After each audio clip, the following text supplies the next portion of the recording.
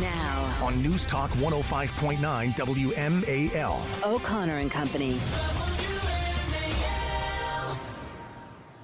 And welcome to it. It is 5:07 on News Talk 105.9 WMAL, making sense of the news. Good Thursday morning to one and all.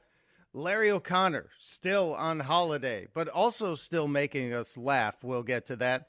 My name is Mike Opelka, in for Larry this week, alongside the fabulous Mercedes Schlapp. Good morning, Mercedes. Good morning. Wow, that's such a bright and cheery opening. I have to say, normally Larry and I are still trying to get our coffee and put a sentence together, quite frankly. Well, it drives my wife nuts because I wake up at 100 miles an hour. And have Tell forever. us your secret, please. Red Bull. That's totally my secret. Plus 36 years of doing this in the morning. So, yeah, it's... Well, you look younger than ever before, Mike. Thank you. Bad cameras help everything. But I'm glad you're here. And so many things I want to talk to you about today as it relates to our news today. But I hung on to a story yesterday, Mercedes, just because I knew you were coming. There was a specific story in the news yesterday. I went, we could talk about this. And it would have been fun. But with Mercedes having spent time inside the White House, I thought that's kind of where we got to go. Because you spent how many years as a staff member inside the White House? So in the Trump years, it was 2 years. And then in the Bush years, actually, so George W. Bush, it was 2 years as well.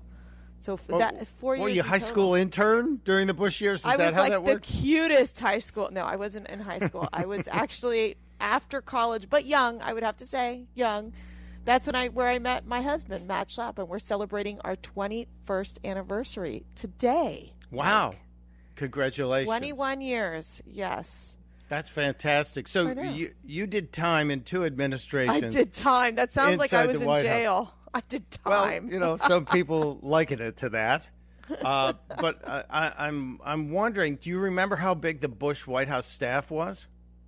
I don't, and that's what when we were talking before the show, you were like, "Did you know this?" No, I don't know specific numbers. I can't remember. All I know is we worked all the time. That's all I can remember. It was like 6 a.m. to 8 or 9 o'clock p.m. They were brutal hours.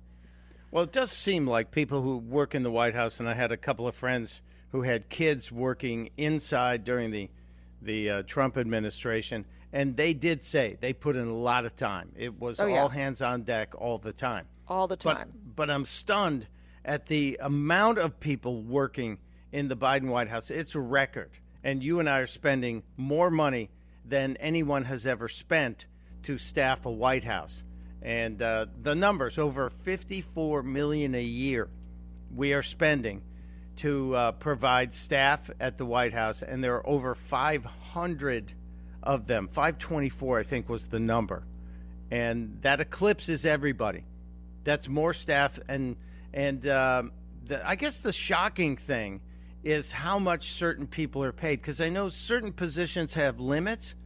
But there's one guy who's making over $300,000, and he's like the special advisor assistant on monkeypox. Wow. So I thought that would have been Joe Biden's stunt double, like his stunt double, but it's not that. He's not the one that he's not the one in place. They call him the stumbler. They have a guy who does, like pratfalls for the president. I understand. That may or may not be true. I can't confirm nor deny the accuracy of that report. But there are a whole bunch of people in the White House, and something like over 50 of them have student loan debt. So you wonder why he was so hyper-focused on that. Oh, completely. They must have unionized within the White House and said, please, you gotta make sure I'm debt-free when I finish, my time here. But so that's fascinating. So they had one guy who's special advisor, because this is what they normally do. So normally if there's a kind of a certain scenario they want to specialize in an area, so like COVID would have been an example, you would get people that were in, for example, Health and Human Services, and they would come to the White House for a period of time and work there. So you would have the agency actually paying for that specific staffer at the White House. So that's monkeypox curious. guy might be paid out of HHS or Maybe CDC? paid out of HHS. I cannot confirm that, but normally they're usually brought in for a period of time if there's a situation that's happening and they're like, you need to spend some time at the White House because you're a specialist in this area. And that's how they would do it. They'd bring in individuals from different agencies. So, that could be part of why the White House staff has expanded. But you mentioned that Jill Biden, the first lady, she has 20 staffers? Yes. She has 20. Melania, Now, that's not nearly as many as Michelle Obama had 24, but Melania Trump had 12. Yeah, I thought that's interesting because the reality is that the first lady really doesn't do much. She doesn't. They're supposed to wear really nice clothes. They have their initiative. Or in Jill's case, she pretty much babysits Joe Biden. In fact, Mike, she might be the one running the White House. Doctor. Don't forget she's a doctor. Jill Biden. She must be an running excellent the White House. doctor. I heard that from Whoopi Goldberg. She told me that on The View. Yeah, Jill Biden, who, look, I have no credibility in the world of fashion. Zero. Absolutely zero credibility. But my wife, who knows a thing or two about looking good in clothing, is horrified every time Jill Biden goes out in public and just cringes. And I said, honey, we can't. We can't. It's because I'll say it on the radio and then we'll all be in trouble. But the monkeypox guy. That's okay. I can say it for you, Mike. Okay. It's bad. Like, as someone who, I like fashion. I have 5 daughters. Several of them they love, like, wardrobes, dressing up. Yeah, the sweet woman, Jill Biden, no taste. Really bad taste. Well, there's got to be something positive we can say for being able to take the old couch and cut it up and make it into a dress. That is true. I think and that's a very expensive dress. I mean, usually it's Oscar de la Renta, which is a good $2,000 dress. So it's not like it's cheap. So you got to ask yourself, how could she even afford those dresses? I mean, I'm wondering if it's the Biden Inc., their association with certain members of their family that they've been able to make so much money, because you really don't make that great money when you're, once a senator, once a vice president, and now a president. Well, monkeypox guy makes $330,000 a year. That's a lot. That's a lot of money. See, that would be way over what a White House, even assistant to the president, would make. It stunned me to see he's the highest paid individual out of the 500. I think it's $339,000 a year. And he's not even the top monkeypox guy. He's the assistant monkeypox advisor. And I know it's politically incorrect to call it monkeypox. I'll correct myself. Why is it incorrect? What are they saying? You can't. They say changed the name. anymore? It's Mopox or something now. Mopox? Yeah. It's like the rap version? Mopox? Yeah, that's great. that probably is someone's rap name now. Lil I mean- Mopox. Lil Mopox is in Little Miami Mopox. this week at Art Basel. He's opening for Art Basel. No, Lil but there is Mopox, everybody. There's a lot of malaria in Florida. That's been the big story too. I wonder where it came from. Gee, curious. We have so much to get to today. We will continue in just a moment, but right now it is 5:50. WMAL. Making sense of the news. Live. From the Home Paramount Pest Control Studios. Home Paramount, the leader in pest control since 1939. Need a new roof? Honor, respect, and trust your home with Valor. Visit valorhome.com. Weeknights with Mark Levin, 6 to 9 p.m. On News Talk 105.9 WMAL. Making sense of the news. It's 5:17 on this Thursday morning. Mike Opelka still in for Larry O'Connor, although Larry, and we'll get to it later, making the world laugh yesterday via Twitter. And Mercedes Schlapp with me today. Glad you're here, Mercedes. I really am. Because every time I see you, I smile. At CPAC, wherever we bump into you, you make me smile. And it's just great to have you here today as well. Well, that's great because I piss off all the liberals, so that's nice to know that I make at least someone smile. That's joyful. I think that's what I admire you for so much, because you do it and then you smile at them. And it totally disarms them, which is just so much fun. Well, it's a great technique. I credit that to my Catholic faith, which I heard all about you. I know more about you now, Mike, than ever before. I got all my insight from the great Chris Plant yesterday, giving me like where you grew up, all your big family. But then I found out that your wife was a soap opera writer, which I think is like the coolest job ever. It's a pretty cool job. No, not pretty cool. It is so cool because growing up in that generation of watching General Hospital and Days of Our Lives, which I feel like nobody watches that stuff anymore. Well, most of it's not around anymore. As we discussed yesterday, OJ killed soap operas. I know. It's crazy. And he should have been charged for that, too, because a whole lot of people lost jobs. There were 20 plus, like 24 daytime dramas at one point between ABC, NBC, and CBS. And I think we're down to 2 or 3 now. And I'm thinking like Fox News and like Newsmax should just bring back the soap opera. They should just like take out some of the news stuff and just like, why not? Like, we're exhausted. Aren't you tired with like the constant news all the time? Like, my brain hurts. Well, correct me if I'm wrong, but there was a web series called The Swamp a couple of years ago that featured members of the House. And it was like a reality series, but it had a tinge of soap opera-ish to it. Because was it The Swamp? I always thought like The Circus was kind of like that sort of reality, like the drama. No, I can't remember. Yeah, That's Thomas Massey. I got to research that. Yeah, Massey did a couple episodes of it, too. It's very interesting because he's a character as well. But maybe we have enough drama in the White House to just really do one. Forget the West Wing type series. Let's do reality meets soap opera. And today, the episode would be the cocaine briefing.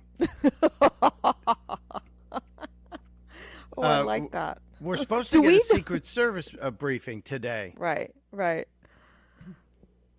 And I don't know if we're going to hear anything because they're just going to tell us less than we heard yesterday in the Judiciary Committee. I think it was Judiciary Committee yesterday. We'll get to that. But today, this morning, 2 sources are telling the media that the Secret Service are going to meet with the Republican-controlled House Oversight Committee in a response about the cocaine, the baggie of cocaine found in the White House. So I'm dubious about whether or not we're going to actually get an identity on this. I find this to be the craziest story. It almost feels like a cover-up to me, and I don't want to be in any way a conspiracy theorist in this end. But the mere fact is, they can identify, grandmas at January 6th, but you can't identify the person who left the cocaine baggie inside of a White House, where that section of the White House, it is so limited, the amount of people that walk through there. It is not a high traffic area like they were first mentioning. And I felt like Karine Jean-Pierre just constantly would shift the story of where they found the cocaine. Oh, Hunter wasn't here, but then he was here on a Friday. It is such a bizarre story, and the mere fact is that they cannot. I can't believe they don't know who it is. I just can't believe it. They should know by now. We're also spoiled, Mercedes. Thanks to CSI and Law and Order, we solve every crime in 48 minutes now. Everything is done, and testing is done in a matter of seconds on all of those procedural crime dramas. And we still don't have the answer on what was actually. Well, we know it was cocaine, but we don't know anything about who may have handled it. The fingerprints should have been lifted from the bag. It's still at a federal lab for testing. Right. Still at a federal lab. We will get into more of this because there is so much more to get to, including an update on the Secret Service dressing down delivered yesterday by Mika Brzezinski. So, if anyone's going to dress down the Secret Service, it would be Sister Brzezinski on MSNBC. It is currently 5:22 on WMAL, 5:27 on O'Connor and Company. Mike Opelka in for Larry O'Connor alongside Mercedes Schlapp. We were talking about the anticipated Secret Service briefing today. We'll get into that, but I also teased something amazing happened yesterday on MSNBC. There was a dressing down delivered by Sister Mary Mika Brzezinski to the Secret Service. And in case you didn't hear it or see it, here you go. Make sure, your Secret Service, you're his staff, that you were there and you're telling him what's next. And it's not because, don't take this as, oh, he can't even get from one place to another. When you're busy and you're on stage, and we've been on stage, right. I've done speeches, and I'm so nervous. I'm doing the speech. I'm trying to get it right. And when it's done, I don't know which way to go. And I'm looking for direction. So do a better job. Because you can't have these video images of the president tripping or the president going the wrong way. It's not going to work in this presidency because his age is going to be a factor. His age is going to be a factor, and it's your job to make sure he gets from one place to another. He can handle the presidency. You have to handle his schedule and where he goes. Well, and the schedule. It makes me mad. I feel so bad for Joe. It makes me mad. I feel so bad for angry. Joe. Yeah. She's like an angry white woman. I love it. It's so funny. Well, she is an angry white woman. So no she's kidding. she's just living her truth, as the left likes to say. Oh, we'll have more. I might have to pull the clip where she talks about falling over the sandbag. It is 5:29 on 105.9 WMAL. And yeah, we're trying to make sense of the news. WMAL-FM, Woodbridge, Washington, a Cumulus media station.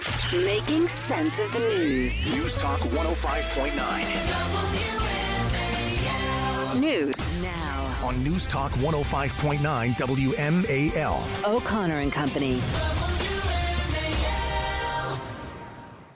It is 5:36 on a Thursday morning, and yes, this is News Talk 105.9 WMAL, making sense of the news. It's O'Connor and Company. Larry's still not here. He should be back Monday. Still not here. I don't think he's coming back, Mike. No, he's coming back. If you saw Larry's Twitter yesterday, by the way, that's Mercedes Schlapp here as well. Thank God. If you saw his Twitter yesterday, you know he's kind of like warming up. He's stretching for the return. That's because O'Connor... of Asa Hutchinson. He gets very excited. He gets Asa fever whenever Asa Hutchinson there's a tweet out on him. I think Asa fever is irony, and it's probably around absolute zero. It's the actual temperature of Asa fever, or is that his chance? Or it could be that people get sick just even thinking about the fact that Asa Hutchinson could be a presidential candidate. Well, it is funny. It did look like a Biden basement rally. I know. It made me feel like I was back in COVID. I'm like, where are the masks? It was like 3 people there. I actually felt bad for the guy. Those might have been staffers. It might have been staffers. When you don't have to take your mittens off to count the number of attendees at your rally, that's not a good sign. No, not a good sign at all. Speaking of not a good sign, still going. I don't get it. There must be something to it, and we'll talk about this later because I need to get into some of the details on the candidates who are trying to buy their way into the debates and unusual tactics being deployed.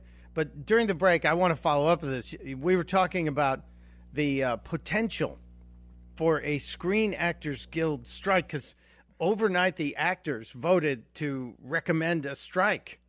Yes. And so the actors are not going to be performing. The writers are not writing. Is this a gift to all of us that we don't have to deal with bad TV? Yes, I think this will help us all. Your Catholic background, I'm Catholic.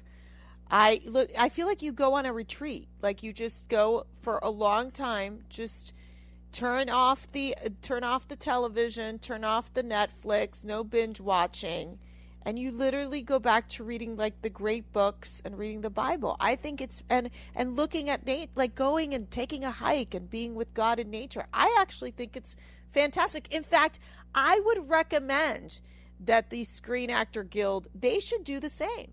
Go on retreat, read the great books. I think it will help refresh them and hopefully refresh their minds and hopefully change the way they have built out so many bad shows, unwatchable shows for that matter. I would suggest your advice is absolutely spot on here, that the actors would be very well advised to read something other than scripts and learn from them. And maybe they should stop with the facelifts and go with a faith lift. Ooh, I like See that. what I did there? Yeah. I didn't know you were like a preacher. This is impressive, Mike. Well, I am the Faith? founder of the First Church of the Second Chance. The First Church of... Is that for real? Yes, because everyone is? deserves a second chance. Oh, that's perfect. Yeah, no, I agree with that. So this is probably going to happen. And the writers have been out now since early in May. And so nothing's being made in TV game shows, late night TV. And isn't that a blessing? Shouldn't we say thank you, Jesus, for that? And Greg Gutfeld is reaping all of the rewards for this as he's crushing TV at night, late night. And I just wonder at what point are these people who are, as the kids like to say, thirsty, going to demand that they get back in front of the public because they can't stand to be out of the spotlight. It's well, they've got social media. They can still kind of like use the social media as their own, almost their own TV show. They can get very creative. But the problem is there's no red carpet on social media. They could make one up. This is not that. Heather and I were like talking about videos that our kids make. Gosh, they could literally come up with the whole red carpet concept. I'm telling you, Mike, think out of the box. You got to be thinking out of the box. Well, I am going to think out of the box, and I'm going to make a prediction that if there is a formal actor strike, and it looks like they've cleared the decks for this, it will not last more than an hour because the person doing the negotiating for the actors is Fran Drescher. Oh. And she walks into the room, and that voice immediately makes all the producing companies capitulate. They're on the ground holding their ears, going, yes, we give. Take whatever you need. We give. That's We're right. done. She's like that very crass. Yes, exactly. Yes, she's a paint peeler, as we used to say. I'm happy she's had the success she's had. Well, I could be as catty as Larry if I just try a little bit. So that's happening. So you can relax. Hollywood, and the cost is massive to California, as if they needed more money leaving the state. There's so many people tied to this because when the writers strike and when the actors strike, the people who work on the sets, the people who do hair and makeup, the people who do catering, all of those jobs dry up immediately. Yeah. So my recommendation is they should hook up with the Taylor Swift era, the tour, because God only knows she's making millions and millions of dollars on her tour.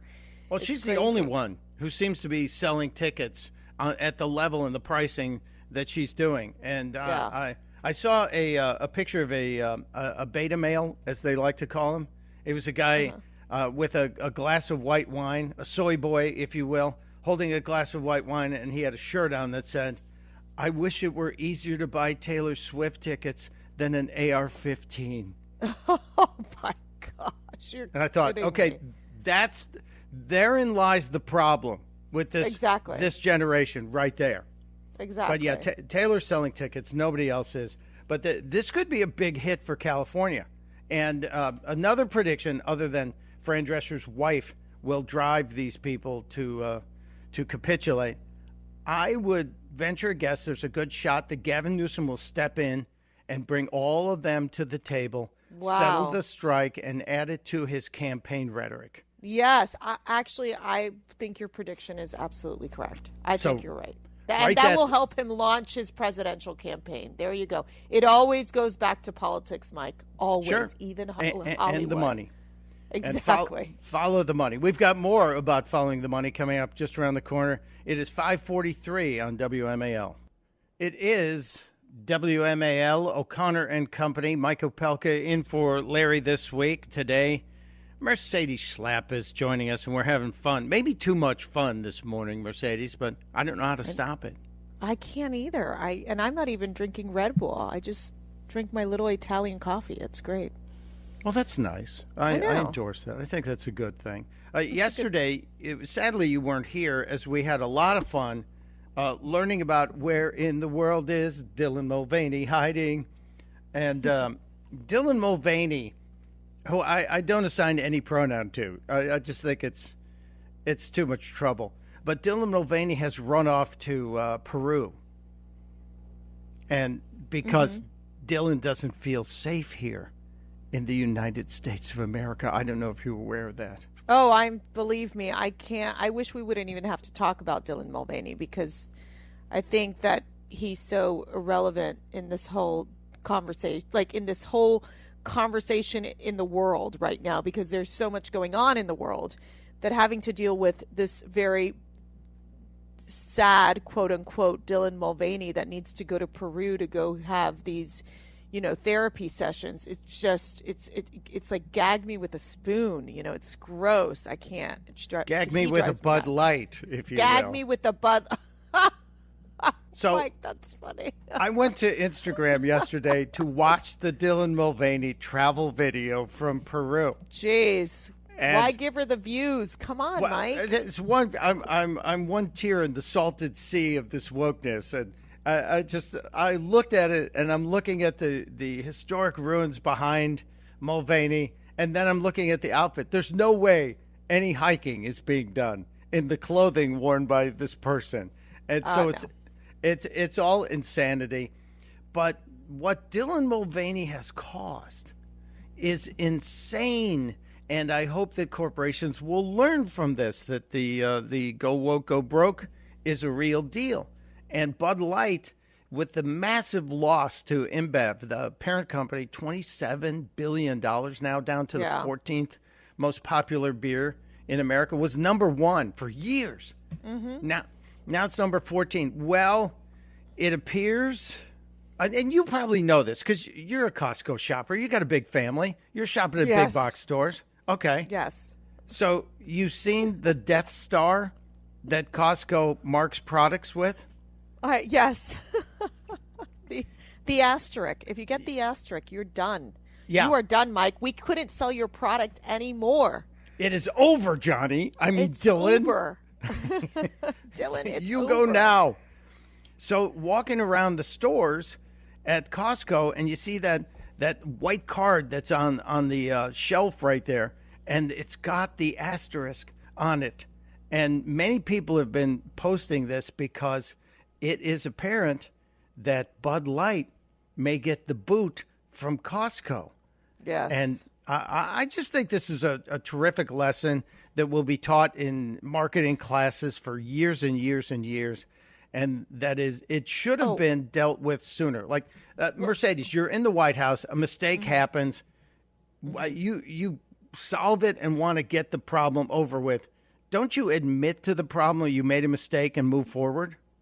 Well, in Donald Trump's White House, he would be like, you never apologize. You just fight through. The difference here is that there was such an insult of the base of those who drink Bud Light that they just can't get over it. It was so in their face, and then you had the country singers joining along, and it just spiraled out of control for Bud Light. They never were able to get a grip on it again. And then you've got Dylan Mulvaney, the sob story, who's made over $1.5 million because of all the products that he endorses. And no one feels sorry for Dylan Mulvaney. Give me a break.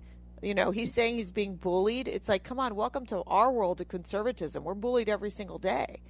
But I think for the most part, for Bud Light, they're just stuck in this hole. They cannot get out of it. And they should have gone out and said, look, it was a wrong decision. We got to move forward. It's about the beer and it's about our customers. And that's it. And they won't do it. It's like Target. Target doubled down on all the wokeness stuff and on supporting the satanic designer. And people have had it, and they're boycotting. And Ben and Jerry's, I've never seen in our conservative movement a rise of Americans saying, we've had enough. We're not going to shop here. We will find alternatives. And that is the shift that I have actually seen. It's the first time these boycotts have been effective. We saw a little bit of this about 2 summers ago with the Goya beans, or 3 summers ago with the Goya family when the left went after Goya. And we started something called a boycott, where we told people, shop and buy it. And if you can afford it, buy $10 worth of Goya and take it to a food bank. and the positivity overwhelmed. And I think that's the same thing that's happening here, is the positivity. For example, people who had been drinking Bud Light finally tasted it and said, wait a minute, there's got to be a better alternative. And they started buying great American beers like in my neck of the woods, Yingling is crushing it. Yingling. Yes, that's a big beer. The oldest beer in America. And so I think it's the old saying, once you've been in love with a real good woman, it sure is hard to go back to girls. And I don't think anybody, is that too sexist for me to say? No, that was actually kind of funny. Well, it's true. It's reality. Yeah. And I've gotten myself in trouble. So it is 5:53 here on O'Connor and Company.